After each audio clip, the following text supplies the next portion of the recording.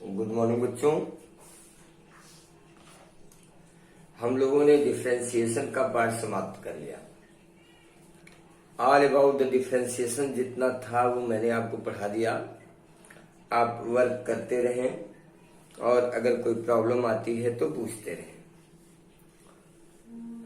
अब हम शुरू करते हैं एप्लीकेशन ऑफ डेरिवेटिव्स, अवकलज के अनुप्रयोग, जिसको कहते हैं एप्लीकेशन ऑफ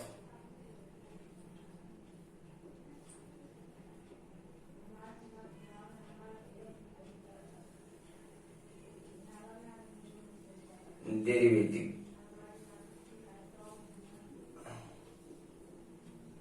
अवकलज के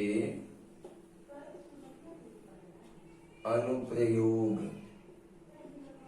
ये आपका चैप्टर है।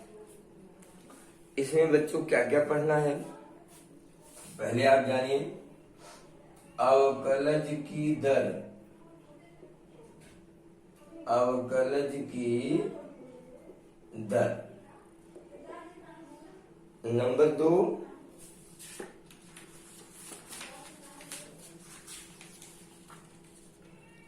2, आपको पढ़ना है वर्धमान ह्रासमान। नंबर 3 आपको पढ़ना है सन्निकटन, अप्रोक्सीमेशन इसको बोलते हैं। ये है रेट ऑफ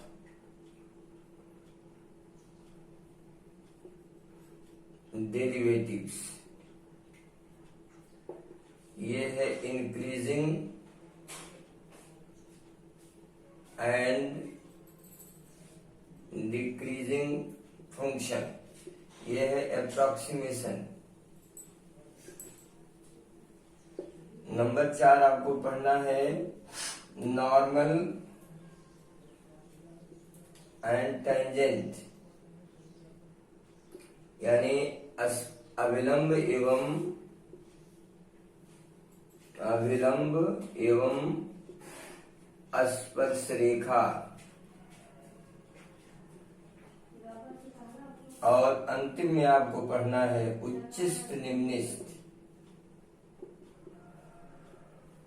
निम्निष्ट, मैक्सिमा मिनिमा।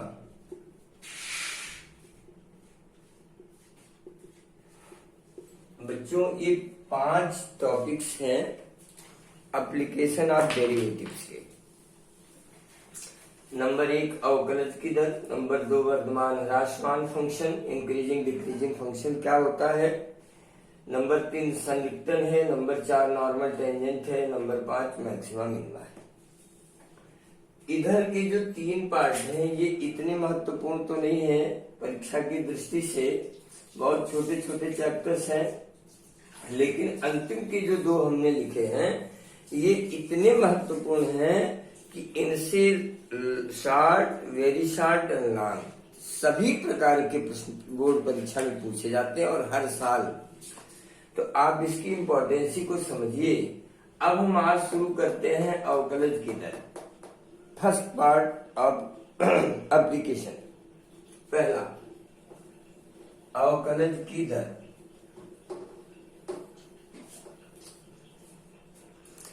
बच्चों अभी तक जितना मैंने dy बाई dx लिखा है, dy बाई dx, आपने आपके दिमाग में एक ही बात रही होगी कि चलो भाई x का y के सापेक्ष अवकलन है, सॉरी y का x के सापेक्ष अवकलन, y का x के सापेक्ष अवकलन, यही हम लोग लिखते चले आए। Differentiation with respect to x, क्या मतलब है इसका? What is the real meaning of this sentence, differentiated with respect to x? इसका मतलब बच्चों ये है कि अगर हमारे पास कोई फंक्शन है y इक्वल टू fx और हमने इस x में डेल्टा x अल्प परिवर्तन किया, तो इस अल्प परिवर्तन के सापेक्ष y में कितना परिवर्तन हुआ, उस परिवर्तन की तुलना ही dy बाई dx। यानी x के सापेक्ष y में होने वाले परिवर्तन की दर dy बाई dx। अब आप उसी dy बाई dx को एप्लीकेशन में इस प्रकार समझेंगे। जैसे एक एग्जांपल मैं लिखूं, दूरी मान लीजिए x है का समय के सापेक्ष परिवर्तन। तो अब समय को अगर मैं t मान लूं तो समय के सापेक्ष दूरी में परिवर्तन का मतलब हो गया dx बाई dt, और दूरी का समय के सापेक्ष जो परिवर्तन होता है उसको हम क्या लिखते हैं, वेग, वेलोसिटी। और इसी का फिर समय के सापेक्ष हम परिवर्तन कर दें यानी d by d t of d x by d t, तो हमारी पिछली एक्सरसाइज की भाषा में क्या मिलेगा, d two x upon d t square.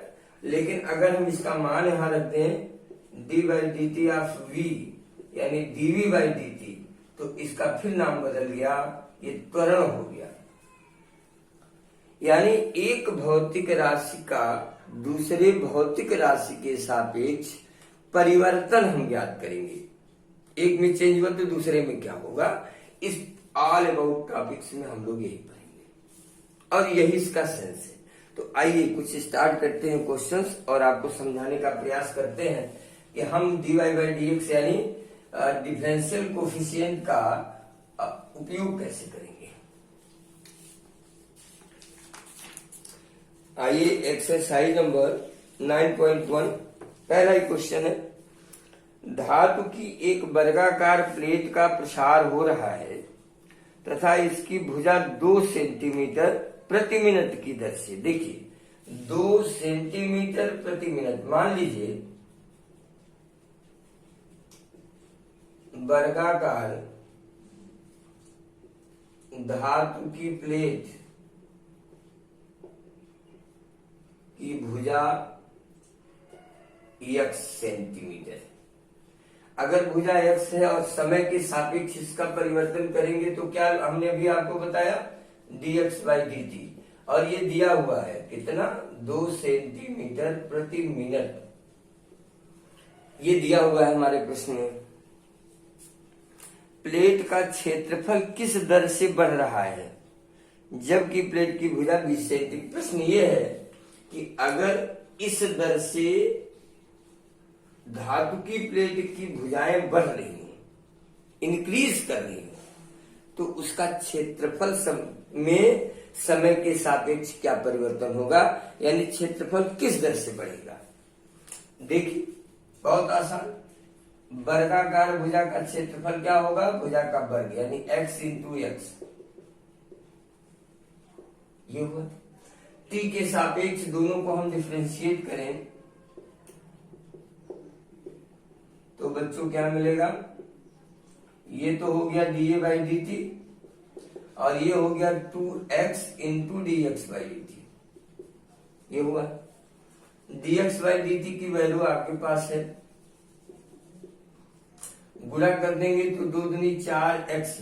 अब देखिए ध्यान से, यहाँ x लंबाई था तो 2 सेंटीमीटर पर मिनट, ऐसे यहाँ ये क्षेत्रफल है, वर्ग इसका मात्रक लिखेंगे वर्ग सेंटीमीटर प्रति मिनट, ये नहीं लिखेंगे तो गलत हो जाएगा। अब हम इसी डीए बाई dt का मान निकालेंगे, जबकि x बराबर 20 सेंटीमीटर हमारे प्रश्न में दिया है, तो हम x की जगह रख देंगे 20 वर्ग सेंटीमीटर प्रति मिनट, तो 20 चौक का 80 वर्ग सेंटीमीटर प्रति मिनट। ये देखिए आपके प्रश्न का पहला प्रश्न। तो इस तरह आप इसको आराम से इसको करने का प्रयास करें। प्रश्न नंबर 3 देखिए, क्वेश्चन नंबर 3 क्या है, एक परिवर्ती घन का एक किनारा 3 सेंटीमीटर प्रति सेकंड की दर से बढ़ रहा है। घन का आयतन किस दर से बढ़ रहा है जबकि घन की भुजा 10। सेम क्वेश्चन, ये वर्ग था, ये घन है। मान लीजिए माना घन की भुजा x सेंटीमीटर, इसलिए dx बाई dt बराबर 3 सेंटीमीटर प्रति मिनट, ये दिया हुआ है। घन का आयतन क्या होता है? भुजा का क्यूब। अब फिर t के सापेक्ष इसको डिफरेंशिएट करिए, तो ये तो dv बाई dt हो जाएगा और ये 3x square into D x by d T हो जाएगा, अगर आपने डिफरेंशिएशन पढ़ा है। फिर देखिए dx बाई dt की वैल्यू हमारे पास है 3। हाँ, एक चीज और जानिए, अगर ये परिवर्तन दो तरह का हो सकता है, बढ़ने क्रम में और घटते क्रम में, बढ़ रहा हो या घट रहा हो। अगर बढ़ता है तो प्लस, अगर कभी किसी प्रश्न में ऐसा है कि घट रहा है तो हम इसी को ऋण लिखेंगे, माइनस, हमारे कैलकुलेशन में चिन्ह माइनस का रहेगा। तो 3 त्रिक का 9x स्क्वायर हुआ। अब dv बाई dt का मान तब निकालेंगे जब x का मान दिया हुआ है 10 सेंटीमीटर। 10 सेंटीमीटर तो 9 गुणे 10 का वर्ग, 10 दहाई 100, 900 घन सेंटीमीटर प्रति मिनट। ये देखिए आपका प्रश्न, प्रति मिनट। जो मात्रक यहाँ देखिए, यहाँ दूरी था तो सेंटीमीटर प्रति मिनट, यहाँ आयतन हुआ तो घन सेंटीमीटर प्रति मिनट। ये इसके मात्रक होते हैं लिखने के, समझने के। और एक प्रश्न आइए हम करते हैं, दूसरी आकृति से संबंधित।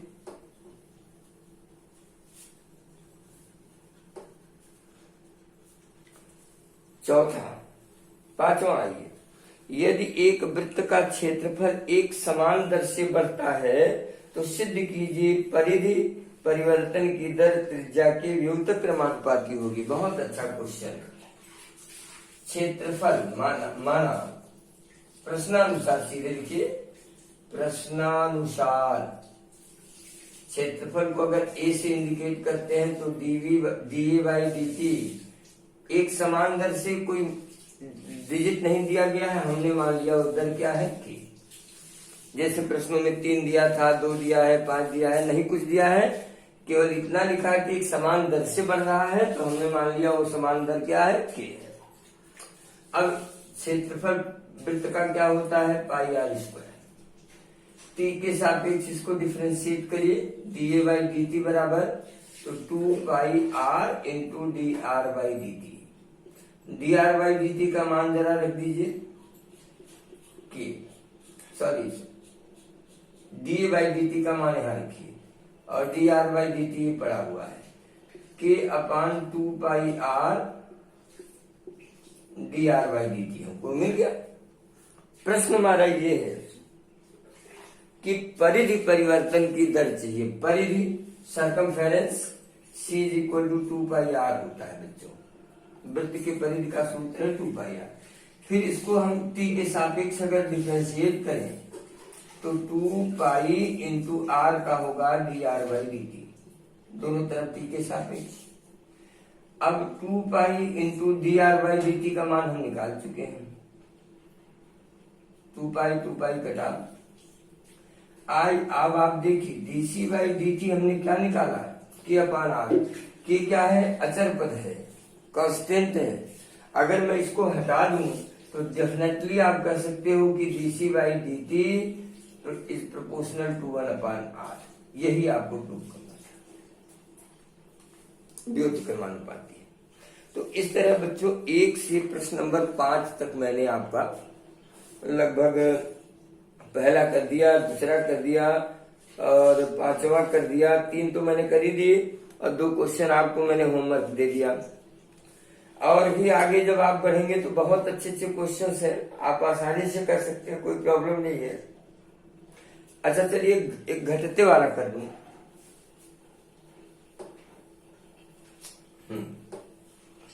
प्रश्न नंबर 6, एक आयत की लंबाई x 5 सेंटीमीटर प्रति मिनट की दर से घट रही है, तो dx बाई dt बराबर हो जाएगा -5 सेंटीमीटर प्रति मिनट। ये घट रही है। तथा चौड़ाई y 4 सेंटीमीटर प्रति सेकंड की दर से बढ़ रही है, चौड़ाई y है। dy बाई dt बढ़ रही है तो धनात्मक 4 सेंटीमीटर प्रति मिनट की दर से बढ़ रही है। प्रश्न है, जब x बराबर 8 और y बराबर 6 हो तो परिमाप में परिवर्तन की दर ज्ञात कीजिए। कितना बढ़िया क्वेश्चन है। परिमाप माने पेरीमीटर। आयत का परिमाप होता है x प्लस वाई, दो कोष्ठ में x प्लस वाई, जरा t के सापेक्ष डिफ्रेंशिएट करिए। dp बाई dt बराबर 2 dx by dt plus dy by dt। दोनों का मान हमको मालूम है, रख दीजिए। -5 धन 4 बराबर -2। अब सेंटीमीटर प्रति मिनट की दर से क्या, क्योंकि ऋणात्मक चिन्ह है इसलिए घटेगा। ये देखो, ये घट रहा है। इसी में दूसरा प्रश्न है, परिमाप के परिवर्तन की दर। ये तो हो गया। क्षेत्रफल में परिवर्तन की दर बताइए। चलिए, आयत का क्षेत्रफल क्या होता है भाई? लंबाई गुणे चौड़ाई। जरा इसको t के सापेक्ष डिफ्रेंशिएट कीजिए, डी बाई डी टी। तो first differentiation of second plus second differentiation of first. आपको सब मालूम है। dy बाई डी टी का मान 4x और dx बाई डी टी का मान 5y। चलिए, dA बाई डी टी का मान अब हम निकालेंगे कब? जब x बराबर 8 y बराबर 6। x बराबर 8 y बराबर 6, तो 4 गुणे 8 ऋण 5 गुणे 6, तो 8 बचे 40 माइनस 30। अब ये देखिए, घटाने पे 10 आया, 10 सेंटीमीटर स्क्वायर प्रति मिनट। अब ये धनात्मक आने के नाते बढ़, ये इंडिकेट करता है कि इस परिवर्तन की दर के अकॉर्डिंग क्षेत्रफल बढ़ेगा किंतु परिमाप घटेगा। तो बच्चों, आज मैं यहीं पर क्लास को ब्रेक करता हूँ और फिर कल कंटिन्यू करूंगा। आप लोग 1 से 10 तक के प्रश्नों को हल करने का प्रयास करिएगा। Thank you.